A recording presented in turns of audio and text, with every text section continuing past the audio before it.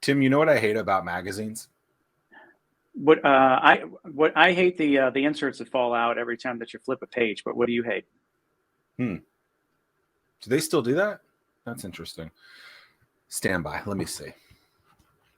I think it depends on the magazine. Okay, so I actually enjoy magazines. I remember like as a kid going and like looking at the stands of all the different things. I think stuff like that is interesting just to see like what pops out, because Hmm.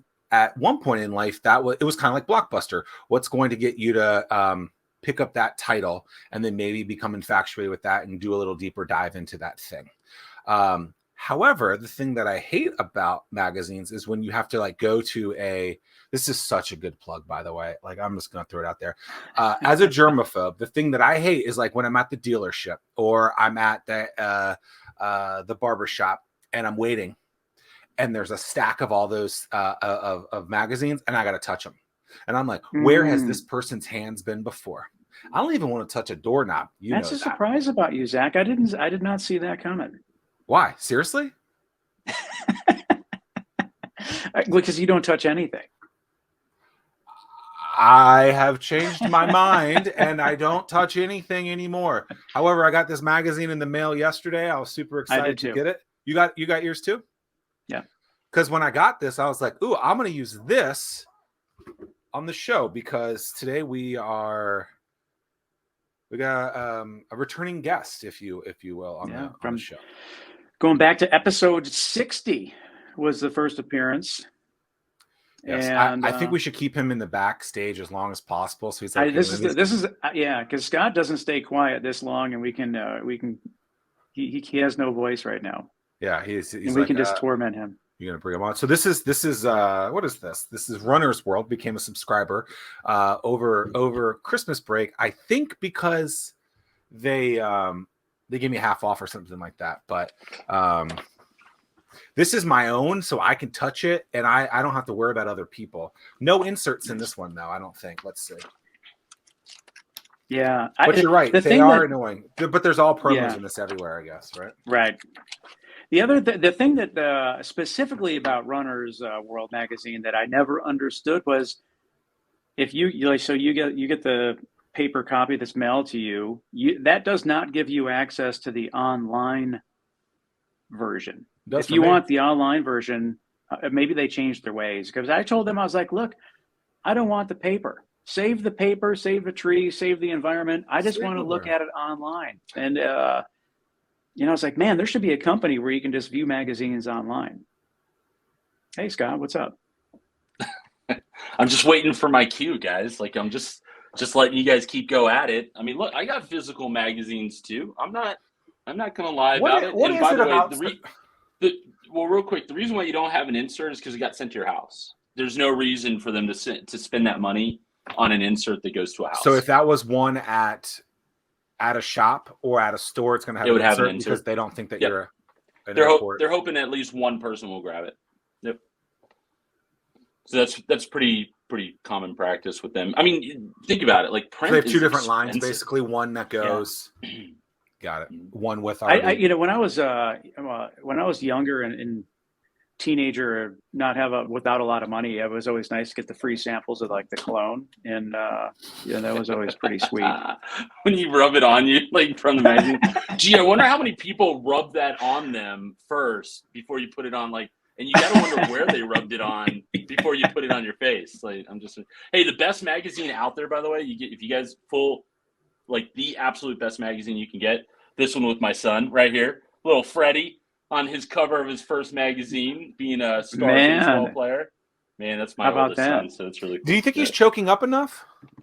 Hey, look, man, don't be getting on there judging. You weren't no coach. Hey, listen, word of the day 2 days ago, I believe, maybe it was in yesterday, was choke. So, Ooh.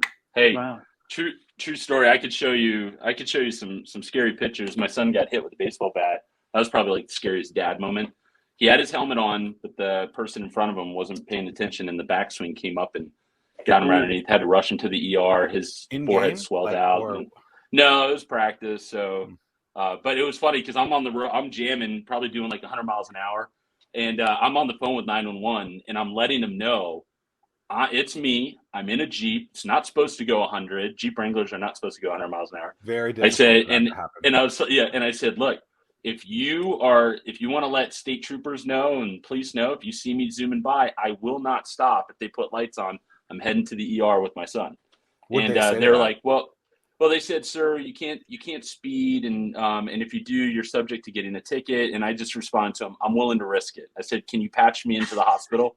And they did, and so they had someone there waiting, because when he got hit in the head, it was really, really scary, because I was about 60 feet away from him.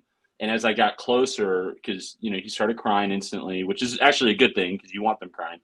And I watched it go from small and then bubble up right in front of me, like fill with fluid. And so, of course, as a father, my first reaction was, crap, is this, did this get to his skull? Like, is this something, right, something worse than what it is? So luckily he's good. He's great. He's Freddie actually the playing oldest? soccer. He's the oldest. Since we last talked, I now have a newborn. I have a 3-month-old son. So I have a soon to be 6-year-old son, soon to be 4-year-old daughter. And I have a 3-month-old son. And as I like to joke with my wife all the time, and she knows this, if she's watching this, she'll know, or she'll play along with this if she was on. But I said, if she wants another child, she just got to find another guy, because it ain't coming from me.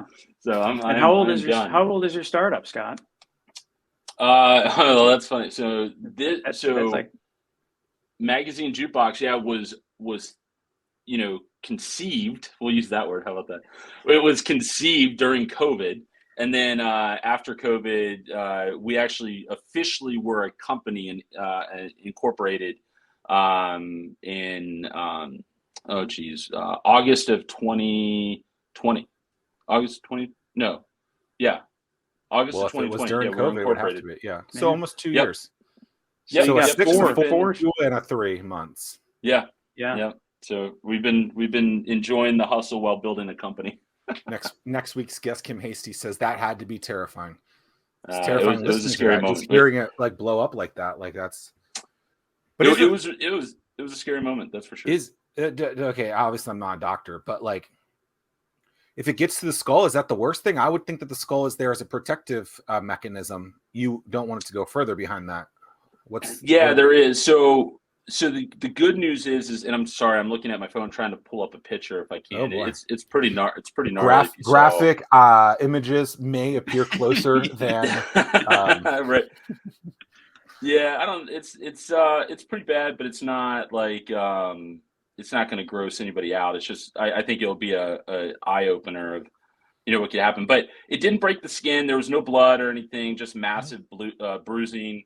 And then, the doctor said that they believe it was a hairline fracture, but there's nothing that they can do with that part of your skull with the child, especially. So they said it just has to naturally heal.